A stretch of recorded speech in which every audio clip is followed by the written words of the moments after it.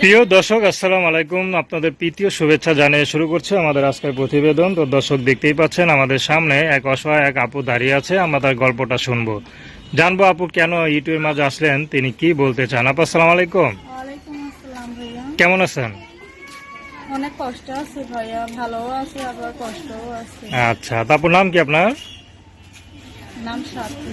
খুব সুন্দর নাম। তো সাথী আপু, কি কষ্টে আছেন একটু বলেন। কষ্ট আছে, মানুষের বাসায় কাজ করে খাই, সেলাই মেশিনের কাজ করে। যদি একজন মনের মানুষ পাই, তার সাথে বিয়ে শাদী হবে, যে আমার দায়িত্ব নেবে। আচ্ছা, বিয়ে শাদী করেন নাই? তো কেন করেন নাই? ভাইয়া, যৌতুকের জন্য বিয়ে শাদী হয় না। পরিবারে কে কে আছে? পরিবারে বাবা মারা গেছে, আম্মু আছে। বাবা মারা গেছে। আচ্ছা আচ্ছা। তো কষ্ট আমি থাকি, যদি একজন মনের মানুষ পাই যে আমার দায়িত্ব নেবে, আমার কষ্টের মাঝে পাশে এসে দাঁড়াইবে, তার সাথে বিয়ে শাদী হবে, যে আর কি খাওয়া খরচ যদি দেয়, তার কাছে আমি বিয়ে শাদী বসবো।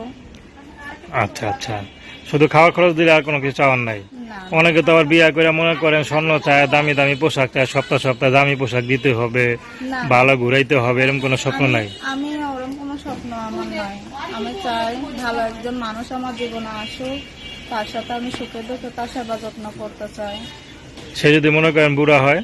বুড়া হলে সমস্যা নাই, আমি তার সেবা যত্ন করব। সে আমাকে যদি একটু ভালো রাখে, তার দ্বারা যদি আমি ভালো থাকি, একটা যদি সেলাই মেশিন কিনা দেয়, কি আমার ইমো সেট নেই, যদি একটা ইমো সেটের ব্যবস্থা করে, তার সাথে আমি কথাবার্তা বলবো, তার আশা পর্যন্ত আমি অপেক্ষা করব। আচ্ছা, নাম কি বললেন? সাথী। তো দর্শক, তার নাম্বারটা হচ্ছে 01323478614। আমি নাম্বারটা আবারও বলছি, 01323478614। তো দর্শক, প্রেম ভালোবাসা বিয়ে শাদী করা একান্ত আপনাদের ব্যক্তিগত